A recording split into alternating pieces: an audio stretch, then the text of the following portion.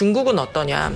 중국은 보조금을 거의 주지 않았어요. 안 줬다고 봐야죠. 주택 경기도 코로나19 이후에 반짝 오르는 것 같더니 여전히 굉장히 냉각되어 있습니다. 중국이 좀 영향이 좀 크게 있긴 있겠네라는 걱정과 기대를 할 만한 상황이에요. 지금 글로벌하게 큰 손의 역할들을 좀 2, 3년 동안 안 했었는데 이 공백들이 다시 메꿔지기 시작할 겁니다. 중국의 소비가 오랜만에 두 자릿대로 늘어나는 거는 정프로님 찝어주신 대로 한국한테는 좋죠. 굉장히 좋은 부분인데 이게 하나 더 나아가서 원자재 가격을 막 밀어 올리면서 시장을 뒤흔들 가능성이 있겠냐라고 보면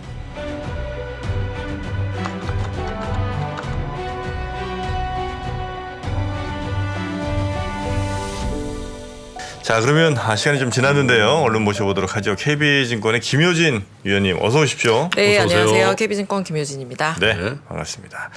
자, 오늘은 뭐 중국의 리오프닝 요 변화를 조금 매크로적인 측면에서 좀 짚어주신다고요. 네네.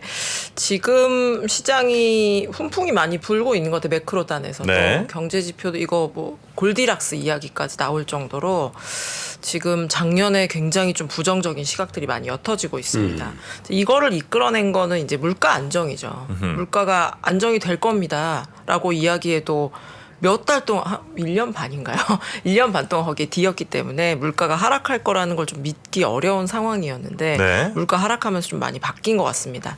여기서 하나 제가 최근에 많이 받는 질문이 중국 리오프닝하면 물가 다시 올라가는 거 아니에요? 그러니까 좋은 거랑 나쁜 거랑 섞여 있죠. 중국이 리오프닝을 해서 수요가 올라오고 산업들이 회복되는 건 좋은데 이제 물가 잡히려고 하는데 저거 초과삼간 또 타는 거 아니야? 라는 이제 걱정들을 좀 할 만한 상황입니다. 그래서 오늘 관련 차트들을 좀 가지고 왔고요. 첫 번째 표에서는 글로벌 물가를 하나 차트로 좀 보여드릴게요. 재밌는 차트 하나 있어서. 지금 이제 다음 주 이제 FOMC인데 미국 물가 얘기는 뭐 저도 많이 했고 다른 분들도 이제 많이 했고 미국만 물가가 안정이 되냐 신흥시장국이라고 해야지 뭐 일본은 신흥시장국은 아닌데 미국 이외 국가들의 물가도 좀 빠르게 내려올 만한 상황입니다. 선이 되게 어지러운데 모양이 비슷하니까 왼쪽 거를 봐도 되고 오른쪽 거를 보셔도 돼요. 더 심했던 오른쪽에 일본 물가를 볼까요? 일본 같은 경우에 최근에 이제 소비자 물가 상승률이 4%까지 올라가면서 일본에서 4% 물가를 기록한 거는 1998년 이후에 처음이에요. 그래서 야 이거 일본 난리 난 거 아니냐, 통화 정책 뭐 금리 올리는 거 아니냐 여러 가지 뭐 우려와 뭐 전망들이 있었습니다. 근데 요게 좀 결들이 바뀌고 있어요. 왜냐하면 일본은 막 경제가 좋아져서 물가가 올랐다라기보다는 원자재 가격이 올랐고 작년에 엔화가 150까지 올라갔었잖아요. 그렇죠. 그러니까 국제유가는 100불인데 엔화로 환전하니까 저게 120, 130불로 수입하는 그런 효과가 있었던 거예요. 그렇죠. 그래서 이제 물가를 우리가 이야기할 때 보통은 원자재 가격 이야기 많이 합니다. 근데 통화는 사실은 통화 가치가 막 한 해에 막 10%, 20% 이렇게 절하되지는 않기 때문에 유가 몇 불이야, 유가 100불이야, 90불이야 뭐 이런 게 훨씬 중요했단 말이에요. 근데 작년처럼 환율이 원달러도 뭐 연중에 한 20% 정도 절하가 됐었고 엔화는 더 큰 폭의 약세를 가다 보니까 이것만으로도 물가를 움직일 수 있는 상황이 됐었습니다. 그게 보시는 것이 저게 파란색 선이 일본의 엔화 기준 수입 물가. 까만색 선은 뭐 달러 기준이라고 보시면 됩니다. 그러니까 국제 유가가 100불이면 얼마냐. 뭐 이런 거를 이런 컨셉이라고 보시면 돼요. 저 엔화 기준이던 달러 기준이던 원래는 저 두 개의 선이 같이 가는 게 정상입니다. 아까도 말씀드렸듯이 작년처럼 통화 가치가 너무 큰 폭으로 약세를 가면 국제 유가가 80불이건 90불이건 일본의 수입 물가는 올라갈 수밖에 없습니다. 제가 일본의 사례를 말씀드렸지만 한국도 마찬가지였어요. 작년에 이게 굉장히 골치 아팠었는데 지금은 저 차트들을 보시면 저게 꼬리 부분이 85도의 각도로 내리꽂고 있습니다. 통화 가치도 지금 엔화가 좀 올랐다고 해도 뭐 130 정도. 에너지 가격도 빠르게 이제 안정되었기 때문에 이런 것들이 이제야 이제 수입 물가의 하락으로 영향을 주는 거예요. 네. 그래서 미국 물가도 굉장히 골치 아픈 거였지만 미국뿐만이 아니라 뭐 아시아 국가 특히 이제 원유나 가스 같은 것들을 거의 전량 수입하는 아시아 국가들의 이제 물가가 굉장히 문제였는데 이런 부분들도 좀 옅어질 만한 상황이 아닌가라는 생각을 좀 말씀드리도록 하겠습니다. 네. 그러면 이제 본격적으로 중국에 대해서 이야기를 좀 드릴 텐데. 지난주에 보여드렸던 차트를 한 번만 다시 보여드릴게요. 차트를 보시죠. 차트 보시면은 저게 유가의 전년 동월비예요. 제가 지난주에 설명을 드렸었는데 네네. 유가의 이제 전년 동월비인 거고 파란색 선은 실제 숫자이고 노란색 선은 지금으로부터 유가가 그냥 80불이라고 가정할 경우에 유가가 얼마나 소비자 물가를 끌어내릴 수 있는지 이제 모멘텀을 보는 거예요. 저 노란색이 아래로 내려가면 내려갈수록 네. 작년 대비해서 유가가 낮아지는 거기 때문에 물가는 가만히 둬도 좀 내려올 수 있겠구나라는 걸로 제가 해석을 해서 말씀드렸습니다. 네네. 근데 여기서 하나 걸리는 건 그거죠. 유가 그럼 올라가면 어떡해요? 유가가 이보다 더 올라가면 어떡하느냐. 네, 그게 좀 걱정인 거죠. 오를 유가가, 수도 있죠, 네, 사실. 오를 수도 있죠. 오를 수도 있어요. 네, 그리고 최근에 중국이 이제 리오프닝을 하고 막 그 사진 같은 걸로 막 그 여행을 이제 가려고 준비하는 근데 바닥에서 중국인들. 조금 지지하는 느낌이 나더라고 유가가. 네.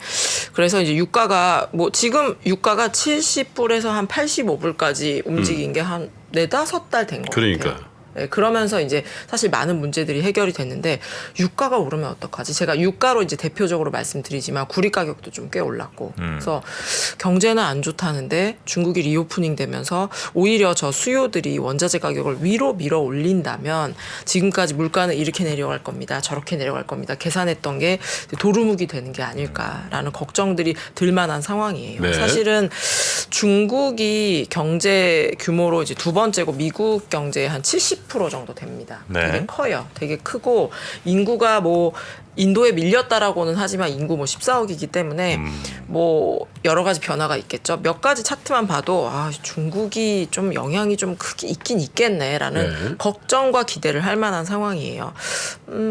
오른쪽 차트만 보셔도 될 것 같습니다. 아마 하반기에 조금 숫자가 변했을 수는 있을 것 같은 작년 상반기까지예요. 저 네.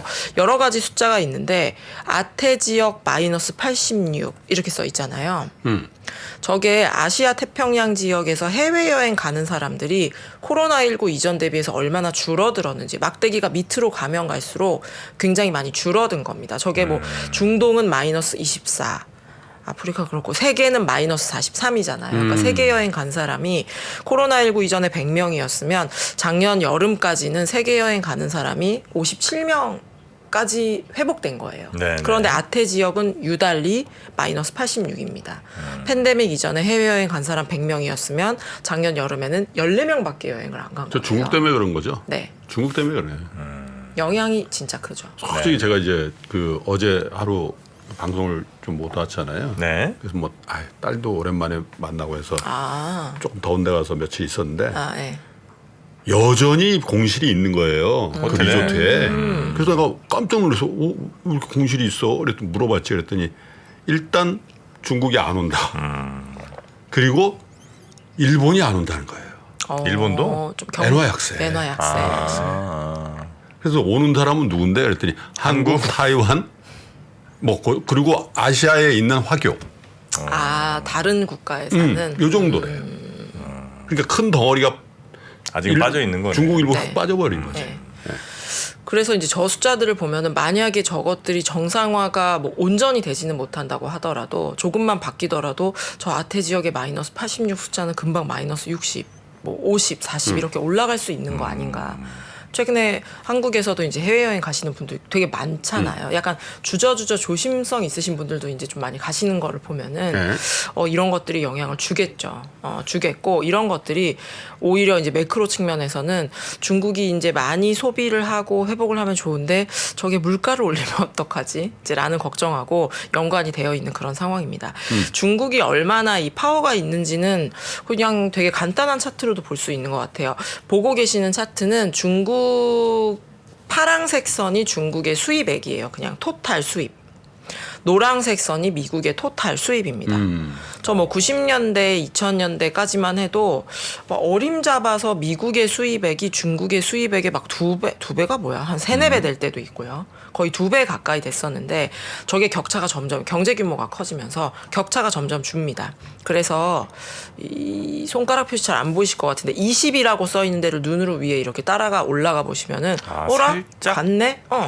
같네? 네. 그러니까 미국하고 중국하고 수입을 오르네. 하는 것들 품목들은 좀 차이가 있습니다. 이제 미국 같은 경우에 이제 완성품이라고 하죠. 정말로 이제 갖다가 쓰는 물건들을 하고 중국 같은 경우 이제 원자재를 많이 수입해서 그러네요. 예, 좀 다르긴 한데 토탈로 보면은 수입이 같다라는 거예요. 근데 지금 중국의 수입의 꼬리 부분을 보시죠.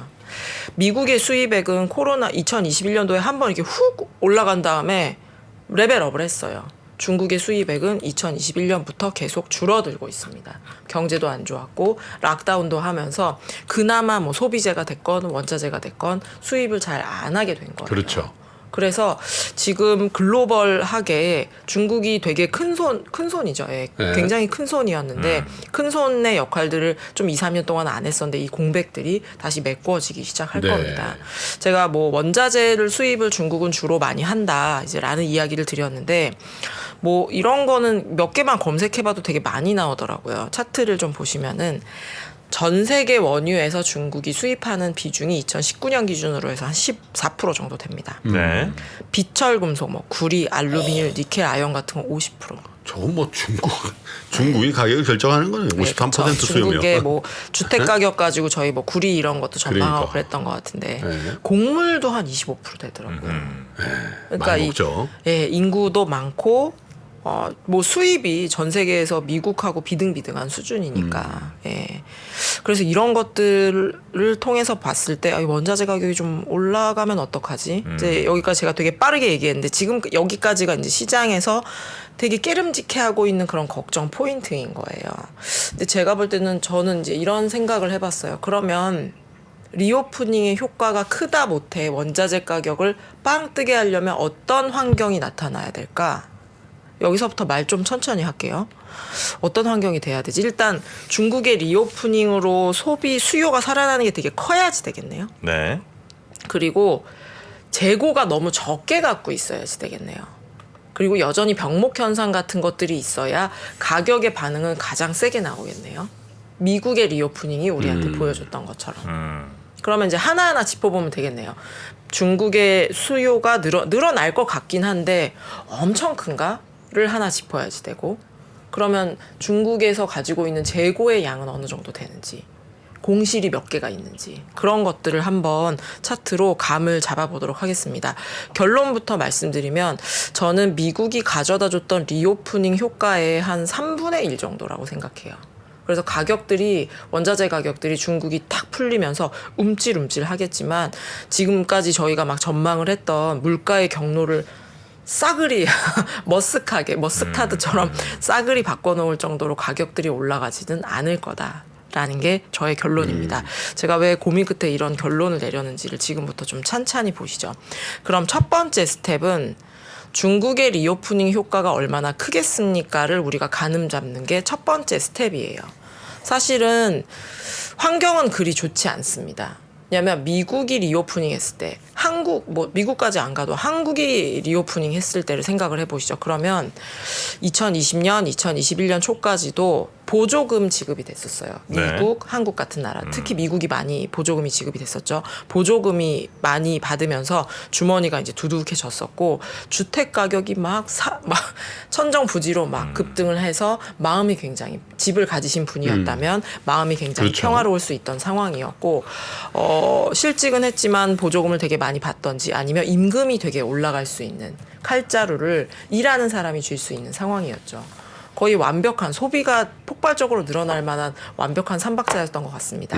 중국은 어떠냐? 중국은 보조금을 거의 주지 않았어요. 안 줬다고 봐야죠. 예, 보조금을 지급하지 않았고 주택 경기도 코로나19 이후에 반짝 오르는 것 같더니 여전히 굉장히 냉각되어 있습니다. 그리고 임금도, 실질 임금도 거의 올려주지 못했어요. 그래서 환경 자체는 중국의 리오프닝을 아까 앞에서 보여드렸던 뭐 전 세계 뭐 비철에서 50%가 중국이 수입하기 때문에 가격이 엄청 오를 거야 라고 이야기를 되게 쉽게 할 수 있지만 사실은 환경은 그리 좋지 않아요. 예. 근데 제가 이런 환경만 가지고 중국 리오프닝 별로 효과 없습니다 라고 하기에는 너무 이 경제 규모가 크다 보니까 계산을 조금 해봤어요. 오른쪽 그림만 보셔도 될 것 같습니다. 네. 저 막대기, 파란색 막대기가 뭐냐면 중국의 연간 소비액이에요. 연간 소비액인데 2010년부터 2019년까지는 그냥 이렇게 착착착착 성장하잖아요. 저렇게 똑바로 성장할 수도 있어요? 금액으로 그리면 한국도 뭐 저런 식으로 나올 그래요? 수도 있습니다. 예. 저게 증가율은 그러면 이제 왼쪽 차트. 정 네네. 프로님 오늘 날카로운 질문. 왼쪽 차트를 보시면 왼쪽 차트가 증가율인데 증가율은 저게 금액이 착착착착 올라간 것 같아도 올라가기도 하고 내려가기도 하고 네네네네. 그러잖아요. 그래서 이제 금액으로 봐서 이제 저런 그림이 나온 건데 다시 오른쪽 차트를 가시면은 저렇게 착착착착 성장하던 게 2020년에 무너졌죠. 코로나19였으니까 2021년에 회복하긴 했습니다만 이전에 착착착착 성장하던 거에서 여전히 갭이 있습니다. 그래서 2020년에 소비 못한 부분 색칠해보고 2021년에 소비 못한 부분 산수해보고 2022년도에 소비를 못한 부분을 산수를 해보면 저만큼이 이렇게 표현이 그럼 억눌려 있는 소비인 거죠. 네, 저희 뭐 자극적입니다만 뭐 이연 수요가 이제 그냥 평범한 단어고 보복 소비라는 단어가 이제 있을 정도로 굉장히 억눌려 있었는데 그러면 저 빵꾸난 부분들 있죠. 저 선하고 막대기하고 빵꾸난 부분들이 억눌려 있는 부분이라고 저희가 볼 수도 있을 것 같습니다. 그래서 해보니 지금 소비액의 10% 정도가 갑자기 좀 빵 뜰 수가 있어요.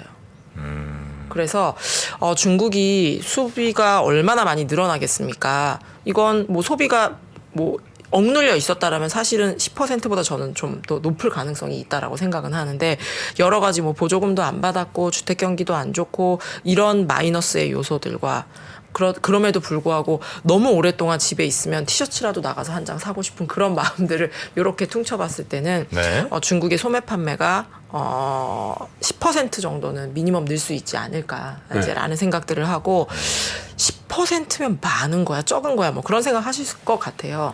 올해 2022년도에 중국의 소매 판매 증가율은 연간 마이너스 0.2%. 그러니까 성장을 못한 거죠. 성장을 못했고 2020년에는 역성장을 했었는데 네. 두 자리 때는 되게 오랜만이에요. 네, 두 자리 때는 거의 10년 만인 것 같아요.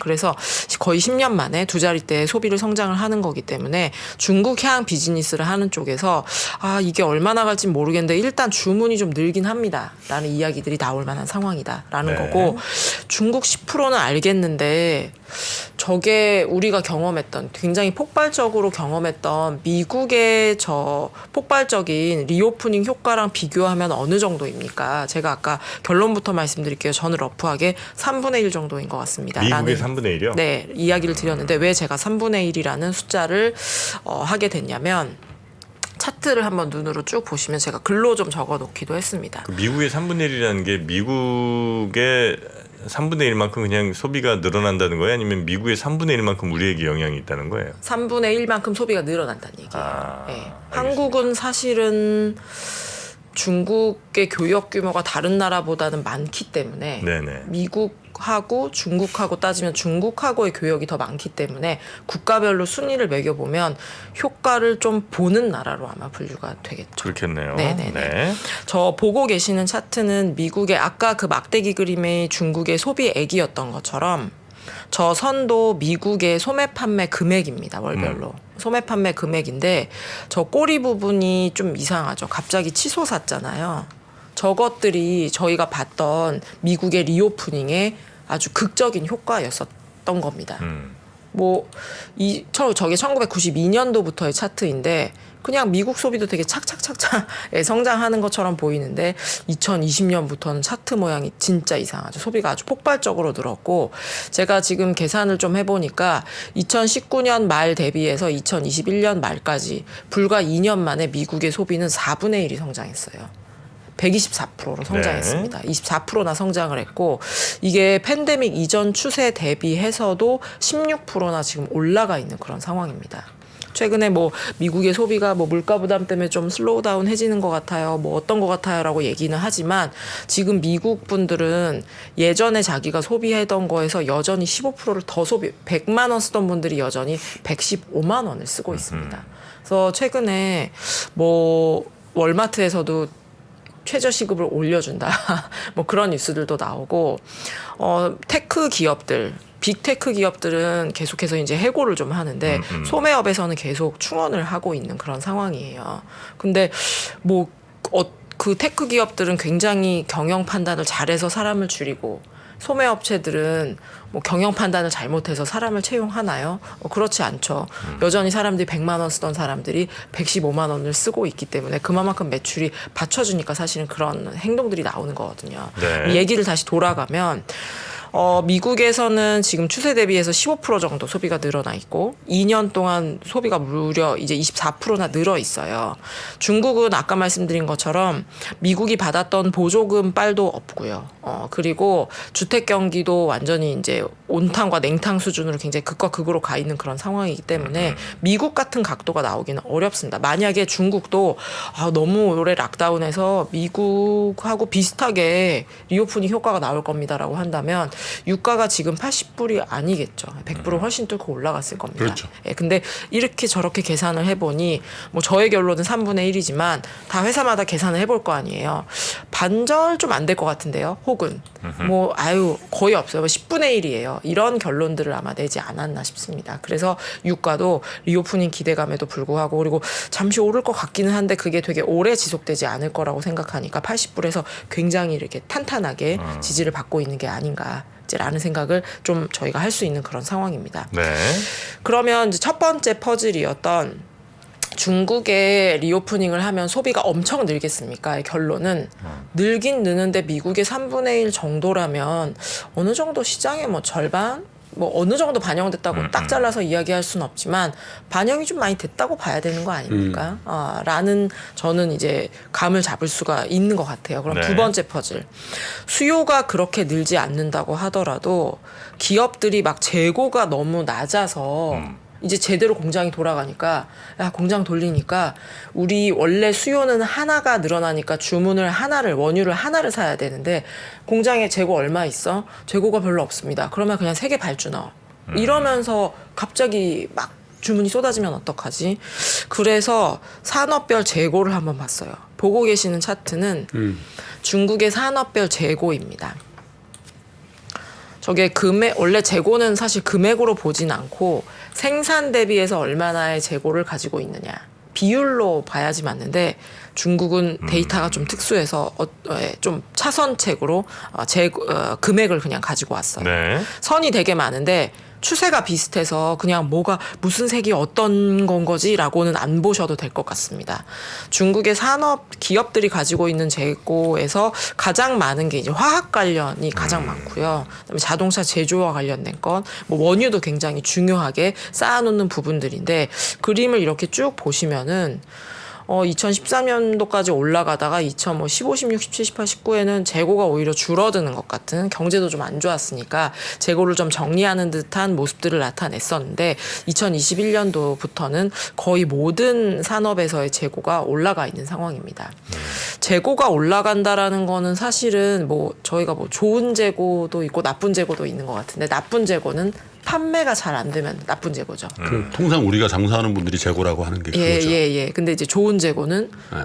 갑자기 병목 현상 같은 것들이 나타나면 재고를 많이 가진 사람이 왕이잖아요. 그렇죠. 물건을 댈 수 있는 사람이 왕이기 때문에 그럴 땐 잠깐 좋은 재고 역할들을 하죠.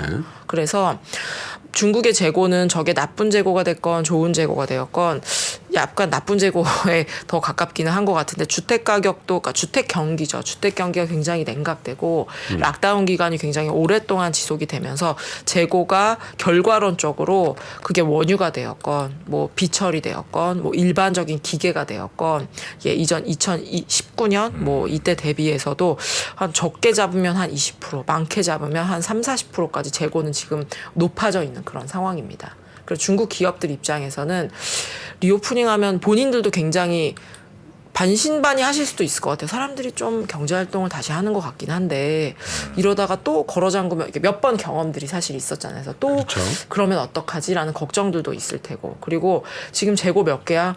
지금 재고 쌓을 데가 없어서 마당에 몇 개 늘어나 있는 상황입니다인 거잖아요. 그래서 이제 이런 것들을 보면은 주문을 막 엄청나게 모든 뭐 기계부터 뭐 화학부터 시작해서 주문을 엄청나게 늘릴 가능성들은 지금 보면 그렇게 높지 않다라는 네. 생각입니다. 그래서 제가 첫 번째 퍼즐, 뭐 두 번째 퍼즐을 말씀드렸는데 중국의 소비가 오랜만에 두 자릿대로 늘어나는 거는 정프로님 찝어주신 대로 한국한테는 좋죠. 한국의 지금 수출 금액이 지난해 하반기부터는 절대 금액이 줄고 있어요. 1년 전 대비해서 마이너스인 건 말할 것도 없고 네네. 1년 전, 그러니까 한 작년 하반기부터 금액 자체가 줄고 있는 그런 상황이어서 네. 중국의 리오프닝 같은 것들 그리고 아주 보수적으로 해도 오랜만에 중국의 소비가 두 자릿대 그로스가 나올 것 같습니다라는 거는 굉장히 좋은 부분인데 이게 하나 더 나아가서 원자재 가격을 막 밀어 올리면서 시장을 되게 뒤흔들 가능성이 있겠냐라고 보면 미국만큼 리오프닝의 덩어리가 그렇게 크지도 않고 그리고 재고 같은 것들이 지금 낮은 상황이보다는 오히려 높은 상황이기 때문에 원자재 가격들을 엄청나게 밀어 올릴 가능성도 그렇게 높지는 않다라는 말로 정리를 하면 될 것 같습니다. 재고라는 게 저 얼마나 버티는 재고인지는 뭐 아직 그건 알 수 없는 거죠.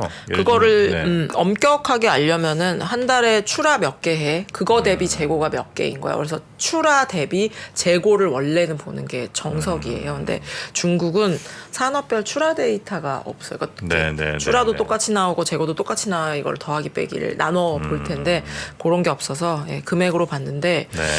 최근에 중국 경제가 한 3, 4% 2년 평균 하면 한 몇 프로 될까? 4% 정도 될 것 같네요. 4% 정도 성장한 거를 감안하면은 저 출하 재고 비율로 보아도 아마 재고가 낮아지기보다는 재고의 레벨 자체가 아마 올라갔을 거다라고 저는 판단합니다. 네. 그래서 중국이 리오프닝을 하더라도 네. 영향이 미국 리오프닝 때와는 좀 다른 네, 그 한 3분의 1 절반 정도 이하 한 3분의 1 정도. 어림잡는다. 네. 그리고 물가에 미치는 영향도 당연히 그렇기 때문에 그렇게 뭐 심하지 않을 것이다. 네, 네. 네, 알겠습니다. 자, 그 말씀은 인플레 그렇게 걱정할 필요 없다. 예, 지금 사실은 인플레 하락하는 거에 대해서 시장에서 너무 좀 또 환호하시는 것 같아서 이 숫자를 매월 보는 제 입장에서는 그래도 유가가 올라가면 저 그림이 되게 많이 바뀌는데 시장이 저렇게 너무 막 물가 이슈는 이제 완전히 사라진 것처럼 하면 저것도 조금 더 찬물이라고 막 마시면 안 되는데 라는 생각이 좀 들기는 해요. 그러면서 저도 이제 이런 걸 하나씩 찝어보는 유가가 오를 순 없어. 중국의 리오프닝이 너무 크면 이것도 또 다 엎어지는 거 아니야? 그래서 이제 이런 거 저런 거를 뜯어보니 물가가 막 2%로 막 내리꽂고 그렇지는 않을 수도 있어도 물가가 막 다시 올라가고 저희가 또 물가 이야기를 또 끄집어내야 되고 그럴 만한 환경은 아니다라는 것 같아요. 알겠습니다. 자, 오늘도 차분하고 쉬운 설명 KB증권의 김효진 연구위원과 함께했고요. 다음 주에 뵙겠습니다. 고맙습니다. 네, 감사합니다. 감사합니다. 장 시작 전부터 종료까지 쏟아지는 수많은 뉴스와 정보들. 이 중에서 어떤 것이 투자에 정말 도움이 되는 정보일까요? 3프로의 증시 셔터맨 박근영 마스터가 직접 정보를 선별하고 투자의 힌트를 드립니다. 시간도 아끼고 투자 아이디어도 얻는 시간, 박근영 부장의 마켓 힌트와 함께 하세요. 자세한 사항은 3프로 TV 앱과 홈페이지를 확인하세요.